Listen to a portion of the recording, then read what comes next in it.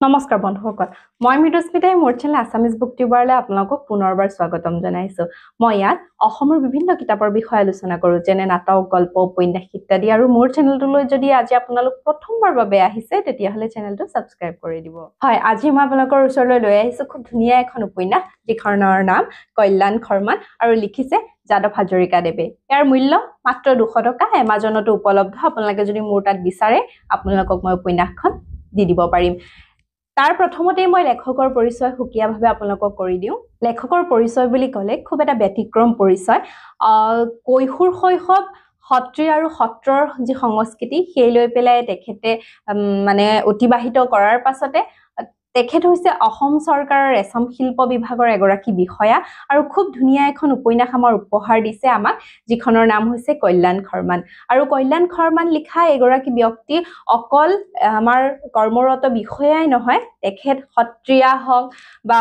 বিভিন্ন বাদ্যযন্ত্ৰটো বিশাৰদ উপাধি লাভ কৰিছে আৰু তেখেতে যথেষ্টখিনি সত্ৰীয়া সংস্কৃতিৰ ওপৰত কাম কৰি গৈছে আৰু এখন খুব ধুনীয়া উপন্যাস লিখিছে যিখন অকল সত্ৰৰ ওপৰত আৰু অসমীয়া সাহিত্যত হয়তো কম সংখ্যক লোকে এনে ধৰণৰ উপন্যাস লিখিছে আৰু এই নৱজী গৰাকী লেখক তেখেতৰ এখন প্ৰথম উপন্যাস আৰু উপন্যাসখনক খুব ধুনীয়াকৈ প্ৰথমে ফেসবুকত লিখিছিলে ফেসবুকৰ পৰাই আহি পেলে এই কিতাপ হিচাপে আমাৰ হাতত তুলি দিবলৈ সক্ষম হৈছে তেখেতে প্ৰথমে অভিনন্দন জনাইছো আৰু এই উপন্যাসখনৰ বিষয়ে আপোনালোকৰ লগত মই সাধাৰণকৈ আলোচনা আৰম্ভ কৰিম উপন্যাসখনৰ যদি সাধাৰণ আলোচনা আগবঢ়াবলৈ যাওঁ তেতিয়াহলে প্ৰথমে ক'ব লাগিব যাদৱ হাজৰিকা দেৱে সত্ৰৰ যি সংস্কৃতি তাৰ ওপৰতে খুব ধুনীয়াকৈ লিখি উলিয়াইছে এই উপন্যাসখন আৰু মই যেহেতু তেওঁৰ লগত কথা বতৰা পাতিছিলো তেখেতে কৈছিল যে প্ৰায়বোৰ বাস্তৱ চৰিত্ৰয়ে ইয়াত উপস্থাপন কৰা হৈছে আৰু এই বাস্তৱ চৰিত্ৰসমূহৰ মাজত যি মনিৰাম চৰিত্ৰ এটা কেন্দ্ৰীভূত কৰিছে যিটো মুখ্য চৰিত্ৰ সেই মনিৰাম চৰিত্ৰটো কেৱল এজন মানুহৰ চৰিত্ৰ নহয় বহুত কেইজন মানুহৰ চৰিত্ৰ একলগ কৰি এই মনিৰাম চৰিত্ৰটো উপস্থাপন কৰা হৈছে তাৰ পাছতে যদি এই উপন্যাসখনৰ কথা মই আপোনালোকক কওঁ খুব ধুনীয়া উপন্যাসখনত আমি সত্ৰৰ যি সংস্কৃতি শংকৰদেৱৰ যি সংস্কৃতি সেই বিষয়ে পাম আৰু বৰ্তমান সময়ত সত্ৰবিলাকৰ কেনেকুৱা ধৰণৰ ব্যৱস্থা বা আমাৰ সেই সত্ৰত থকা মানুহবিলাকৰনো কেনেকুৱা কি আৰু মইতো কেতিয়াও ভাবিয়ে পোৱা নাছিলো যে সত্ৰত কোনোবাই এনেকে গৈ পেলাই থাকি শিক্ষা দীক্ষা লৈ গৈ তো এনে সাধাৰণ আলোচনাৰ মাজেৰে উপন্যাসখনক খুব ধুনীয়া এটা স্থানত মানে মই ৰাখিব খোজো কিয়নো এনে সহজ সৰল এখন উপন্যাস যিখনত আপুনি কৃত্ৰিমতা বোলা বস্তুটো নাপাব এইখন এনেকে এখন উপন্যাস তেখেতে লিখি উলিয়াইছে আৰু এই উপন্যাসখনৰ জৰিয়তে সত্ৰীয়া সংস্কৃতি হওক সত্ৰৰ সংস্কৃতি হওক বা যিখিনি আমাৰ নাম বা তাত যিখিনি আমাৰ শব্দৰ ব্যৱহাৰ কৰিছে যিবোৰ গীতৰ ফাঁকিৰ ব্যৱহাৰ কৰিছে বা ইয়াতে যি ভতিমা ব্যৱহাৰ কৰিছে বা যিবোৰ ব্যৱহাৰ কৰিছে সেইবোৰ খুব ধুনীয়াকৈ ইয়াত স্পষ্টভাৱে দিয়া আছে আৰু এই সাধাৰণ আলোচনাতে আপোনালোকক মই কওঁ কল্যাণ খৰমান মানেনো কি কল্যাণ খৰমান হৈছে কল্যাণ হৈছে এটা ৰাগ আৰু খৰমান হৈছে এটা তাল আৰু কি হয় যেতিয়া শংকৰদেৱৰ অংকীয়া নাটসমূহত শেষৰ যিটো গীত মুক্তিমংগল ভতিমাৰ আগত যিটো গীত গোৱা হয় তাত এই কল্যাণ খৰমান ৰাগ আৰু তালত গাই পেলাই আমাৰ অংকীয়া নাটখনৰ যৱনিকা পৰা হয় মুক্তিমংগল ভতিমাৰ পাছত তো কি হয় এই উপন্যাসখনৰ জৰিয়তে মনিৰামৰ যিটো এক কেন্দ্ৰীয় চৰিত্ৰ সেই কেন্দ্ৰীয় চৰিত্ৰটোৰ কেনেকৈ প্ৰথমৰ পৰা শেষ হৈছে আৰু সেই উপন্যাসখনত যিহেতু দেখুওৱা হৈছে সেই কথাটোকে খুব ধুনীয়াকৈ মানে উপস্থাপন কৰিছে মনিৰামৰ জীৱনটো আৰু মনিৰামৰ জীৱনটো যেনেদৰে শেষ হৈছে উপন্যাসখনত ঠিক তেনেদৰেই কল্যাণ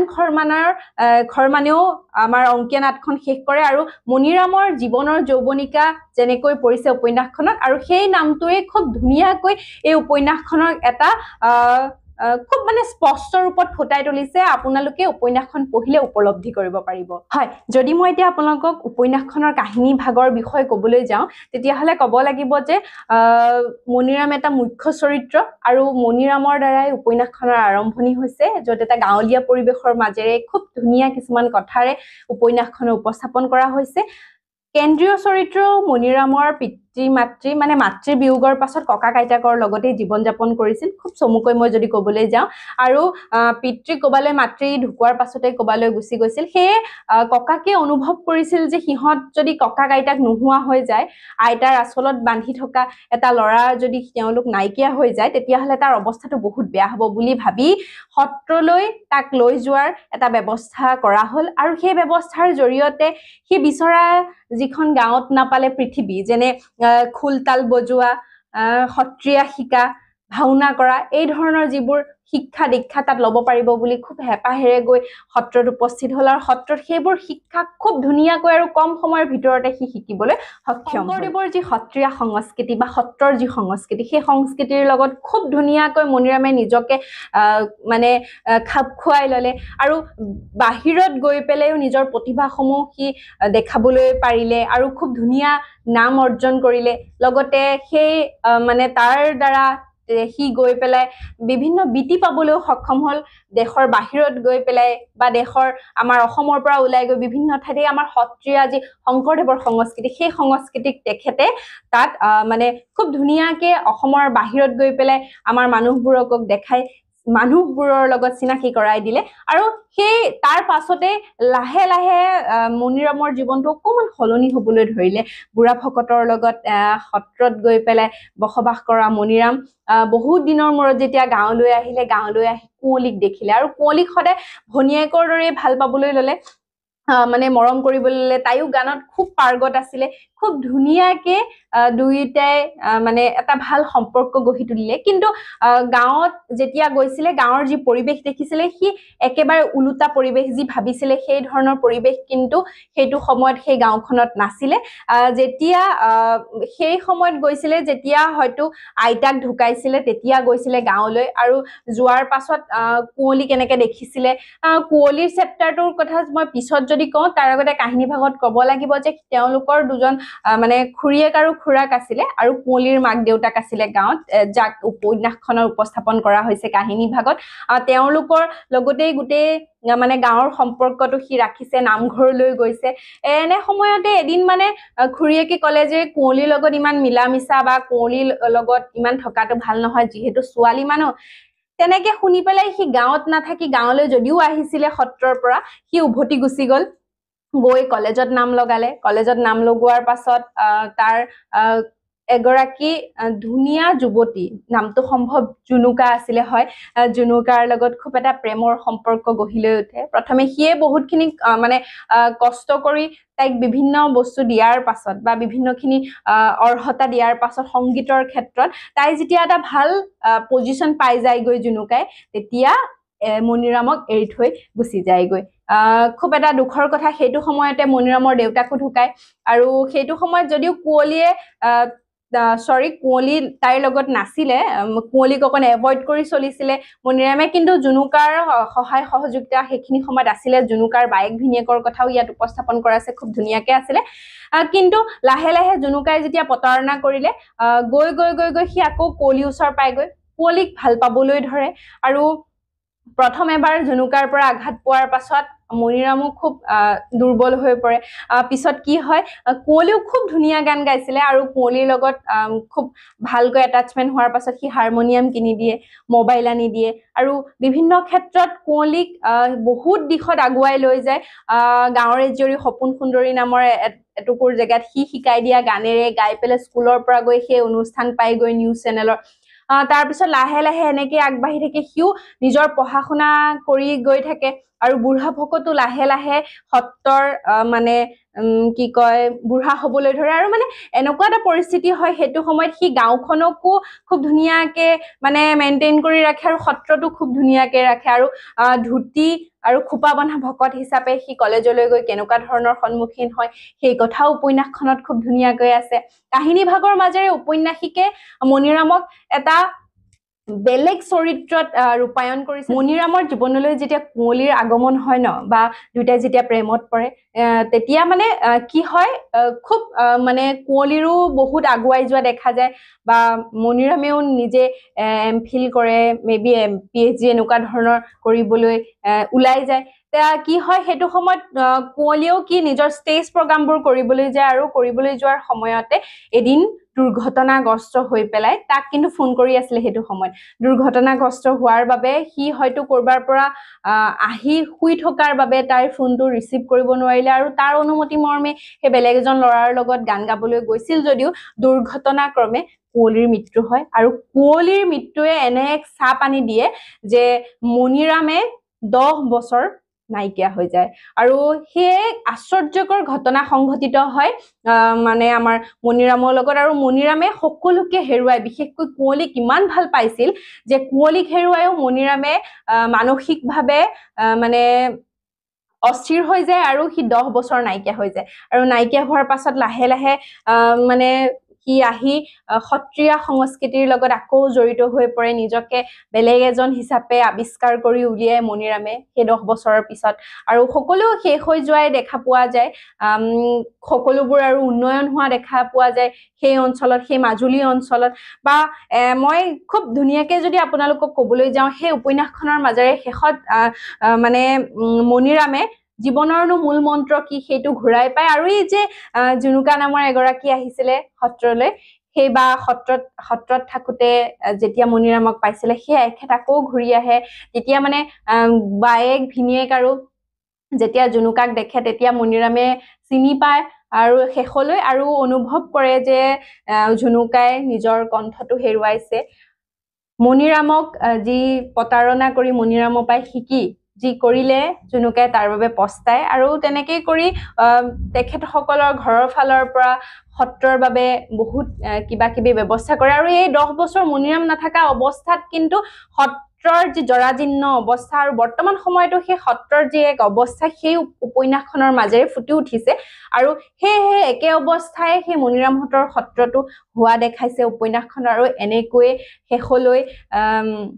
মণিৰামৰ জীৱনটোৰ শেষ হোৱা দেখাইছে আৰু এনেকৈয়ে কাহিনী ভাগ শেষ হৈছে মই আপোনালোকক খুব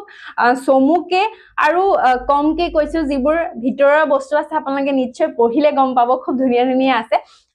এইখিনিকে কৈ কাহিনী ভাগ মই যদি উপন্যাসখনৰ মই চৰিত্ৰ চিত্ৰণ কৰো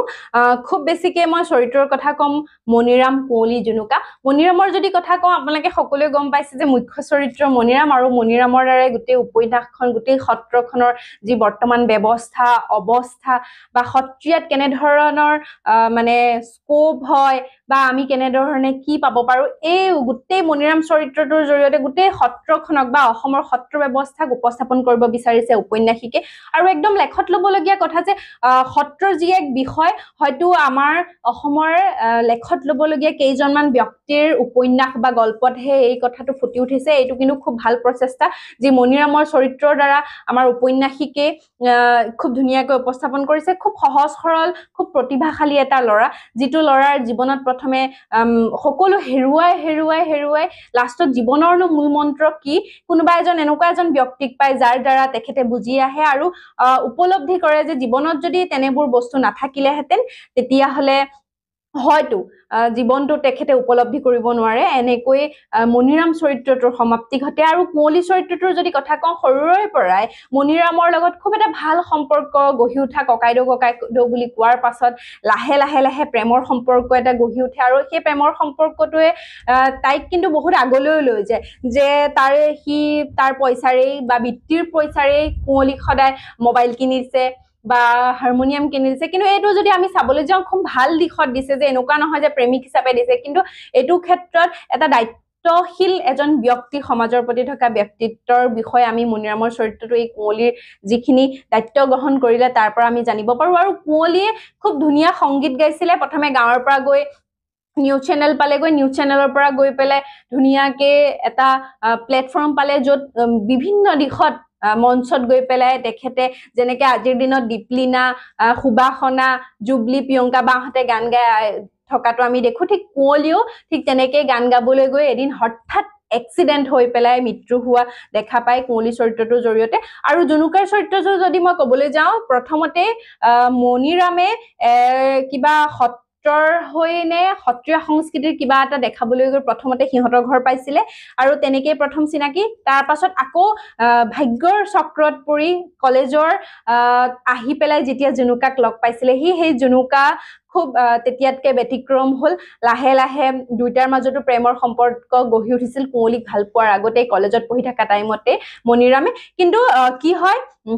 যেতিয়া তেখেতে ভাল পাৰফৰ্মেন্স কৰিব বিচাৰিলে বেষ্ট সিংগাৰ হৈ গল তাৰ পৰা গৈ মণিৰামক প্ৰতাৰণা কৰি ভাল পোৱাৰ পাছতো গুচি গলগৈ আৰু যোৱাৰ পাছতে কি হয় শেষত সেই উপন্যাসখনত তাৰ পাছত তাইৰ কি কাহিনী হয় নেদেখায় কিন্তু শেষলৈ দেখায় যে এই যে প্ৰতাৰণা কৰি গুচি গৈছিলে মণিৰামক কিন্তু শেষলৈ তেখেতে কণ্ঠটো হেৰুৱাই আৰু সত্ৰত আহি পেলাই তেখেতৰ সাক্ষাৎকাৰ হয় আৰু দুইজনৰ মাজত কিন্তু খুব সেইটো সময়ত মণিৰামেও সকলোবোৰ ত্যাগ কৰি দিয়ে কাৰণে জীৱনৰ একো কথা ভাবিবলৈ সেই সময়ত নহয় তেখেতে মুক্তিৰ পথ বিচাৰি লয় মণিৰামে ঠিক তেনেকৈ কৈ আমাৰ খুব কম ভাৱে জুনুকাৰ চৰিত্ৰটো উপন্যাসখন উপস্থাপন কৰিছে ইয়াত বহুত কেইজন চৰিত্ৰ দিছে ককাকৰ চৰিত্ৰ খুৰাকৰ চৰিত্ৰ আৰু খুব এটা মেইন চৰিত্ৰ ক'ব লাগিব সেই সত্ৰৰ যিহেতু কাহিনী সত্ৰৰ যি বুঢ়া ভকতজন যিয়ে একদম খুব নিজৰ নাতিৰ নিচিনাকে মণিৰামক লালন পালন কৰিছে কৈছো মণিৰামৰ পঢ়াৰ সময়ত যি দায়িত্ব গ্ৰহণ কৰিছে সেইবোৰ কিন্তু লেখত ল'বলগীয়া উপন্যাসখনত কিছুমান নিখুঁত কথা আছে চৰিত্ৰসমূহৰ মাজেৰে বৰ্ণন কৰিছে সেই নিখুঁত কথাসমূহে আমাক যথেষ্টখিনি উপন্যাসখনৰ যি সত্ৰৰ যি বিষয় সেই বিষয় বা সত্ৰীয় সংস্কৃতিৰ বিষয় আজিৰ যি পৰিৱেশ সেই বিষয়ে আমি খুব ধুনীয়াকে জানিব শেষৰ ফাললৈ যদি মই আপোনালোকক উপন্যাসখনৰ বৈশিষ্ট্যৰ কথা কওঁ উপন্যাসখনৰ প্ৰথম বৈশিষ্ট্যটোৱে মই ক'ম যে সত্ৰৰ আধাৰত লিখিত এখন সত্ৰীয় সংস্কৃতিৰ ওপৰত লিখিত এজন নৱলেখকৰ সুন্দৰ এক যি প্ৰচেষ্টা সেই প্ৰচেষ্টাত সত্ৰৰ বৰ্তমান সমাজৰ কথা সত্ৰীয় সংস্কৃতিৰ কথা ইয়াত খুব ধুনীয়াকৈ লিখা আছে যে মানে সেই সত্ৰসমূহৰ বৰ্তমানৰ অৱস্থা কেনেকুৱা লিখা আছে এই সত্ৰৰ মানে তাত থকা মানুহ বা ইয়াতে খুব ধুনীয়া এটা বিষয়ও ইয়াত উপস্থাপন কৰিছে যে সত্ৰৰ যিসকল বুঢ়া ভকত হওক বা আজিকালিতো তেনেকে নাই বুলিয়ে কৈছে বহুতখিনি সত্ৰত কিন্তু বহুতে কি হয় অলপ বস্তু সত্ৰৰ পৰা শিকিওৱাৰ লগে লগে বা পঢ়া শুনা ভাল কৰাৰ লগে লগে বহুতে আৰ্থিক অৱস্থাৰ উন্নয়নৰ বাবে সত্ৰ এৰি যোৱাৰ কথাও এই উপন্যাসখনত লিখিছে ইয়াৰ উপৰিও আপোনালোকে যদি এই উপন্যাসখন ধুনীয়াকে পাঠ কৰে তেতিয়াহলে গম পাব যে ইয়াত খুব ধুনীয়াকে বৰগীতৰ কিছুমান কথা বা নাম বা খুব ধুনীয়াকে এই উপন্যাসখনত মানে সেই মণি চৰিত্ৰ বা মণিৰামৰ চৰিত্ৰৰ জৰিয়তে যে সেই সময়ত গাঁৱৰ কেনেকুৱা পৰিস্থিতি উপন্যাসখন মই বহুত দিনৰ বুলি ক'বলৈ নাযাওঁ কিন্তু কেনে ধৰণৰ পৰিস্থিতি সেই বিষয়ে খুব ধুনীয়াকে আছে আৰু এনে নহয় যে ল'ৰা এজনে সত্ৰত পঢ়া শুনা কৰিছে বা সত্ৰত থাকি পেলাই ডাঙৰ দীঘল হৈছে বুলি তেখেতে মডাৰ্ণ ছচাইটিখনৰ কথা নাজানে তেনেকুৱা নহয় তেখেতে মানে মণিৰাম চৰিত্ৰক ইমান সুন্দৰকৈ লালন পালন কৰিছে উপন্যাস গৰাকীয়ে যে সৰ্বাংগীন বিকাশ যিটো সাধন আমাৰ ব্যক্তিগত জীৱনত হয় খুব ধুনীয়াকৈ আগুৱাই লৈ গৈছে এই মণিৰাম চৰিত্ৰটো আৰু এই মণিৰাম চৰিত্ৰটোৰ বিষয়ে যদি মই কওঁ যে সংস্কৃতি জগতখনৰ লগত সত্ৰৰ কেনেকুৱা এক পৰম্পৰাগত এক সম্পৰ্ক সেইটো কথা বিচাৰিছে ক'বলৈ আৰু আধুনিকতাৰ যুগত যে সত্ৰীয় সংস্কৃতিৰ কিমানখিনি গুৰুত্ব আছে বা সত্ৰ এখন জীয়াই থকাটো আমাৰ বাবে কিমানখিনি জৰুৰী সেইখিনি কথা আপোনালোকক অৱগত কৰিব বিচাৰিছে এই উপন্যাসখনৰ জৰিয়তে মই কওঁ যে আমি আমাৰ সত্ৰৰ বহুতখিনি কথা আমি নাজানো আৰু এই উপন্যাসখন যদি মোক যাদৱ হাজৰিকা ডাঙৰীয়াই মোলৈ নপঠিয়ালেহেঁতেন সত্ৰৰ বহুতখিনি কথা আমি গম নাপালোহেঁতেন আচলতে কি হয় আমি ওচৰে পাজৰে থকা বহুতখিনি কথা নাজানোৱেই কিন্তু আমি ঢাপলি মেলো যে পশ্চিমীয়া দেশসমূহত কি হৈছে ক'ত বা কেনেকে কি হৈছে এনে ধৰণৰ কথাবোৰেই আমি গম পাওঁ বিশেষকৈ আমি মধ্য অসমত বসবাস কৰা মানুহবিলাকৰ সত্ৰৰ লগত সিমান এটা সম্পৰ্ক নাথাকে আৰু বিশেষকৈ আমি ইমান নাজানো কেনে ধৰণে কি হয় কি হোৱা নাই আৰু এটা খুব ভাল লগা আৰু গৌৰৱ কৰিব পৰা বিষয় যে তেখেতে পঢ়া শুনাৰ লগতে সংস্কৃতিৰ দিশটোকো কেনেকৈ এজন ব্যক্তিয়ে আগুৱাই লৈ যাব পাৰে সেইটো বিষয় পঢ়িছে যে মণিৰাম চৰিত্ৰটোক যদি নিজেই ৰূপায়ণ কৰিব পাৰে জীৱনত তেতিয়াহলে মানুহ যে সফল হ'ব আৰু সেইটো উৎসাহ দিব পৰা এটা চৰিত্ৰৰ জৰিয়তে উপন্যাসখনক এটা মানে খুব ব্যতিক্ৰম ৰূপত উপস্থাপন কৰিছে আৰু মানে এটা কথাই মই কওঁ যে এই উপন্যাসখন পঢ়িলে আমি অকল সত্ৰৰ কথাই নহয় আমি এটা গাঁৱলীয়া খুব ধুনীয়া পৰিৱেশৰ বৰ্তমান যি অৱস্থা সেই বিষয়ে আমি জানিব পাৰো তো আপোনালোকে যদি বিচাৰে এই যে মানৱ জীৱনৰ মায়া মোহ লোভ আকাংক্ষা সকলো ত্যাগ কৰি সৰলভাৱে প্ৰকাশ কৰা যি এখন উপন্যাস সেই উপন্যাসখন যদি আপোনালোকে পঢ়িব খোজে তেতিয়াহ'লে মোৰ লগত আপোনালোকে যোগাযোগ কৰিব পাৰে আৰু যোগাযোগ কৰিলে আপোনালোকক এইখন উপন্যাস মই পঠিয়াই দিবলৈ চেষ্টা কৰিম তেতিয়াহ'লে দেৰি নকৰি আজিৰ বহুত দীঘলে হৈছে সম্ভৱ ভিডিঅ'টো মই মৰুস্মিতাই মানে সামৰণি মাৰিছো নমস্কাৰ ধন্যবাদ আপোনালোকে কিন্তু নাপাহৰিব ইয়াৰ পিছত কোনখন কিতাপৰ ভিডিঅ' আপোনালোকক লাগে মোক কমেন্ট কৰিবলৈ তেতিয়াহ'লে ধন্যবাদ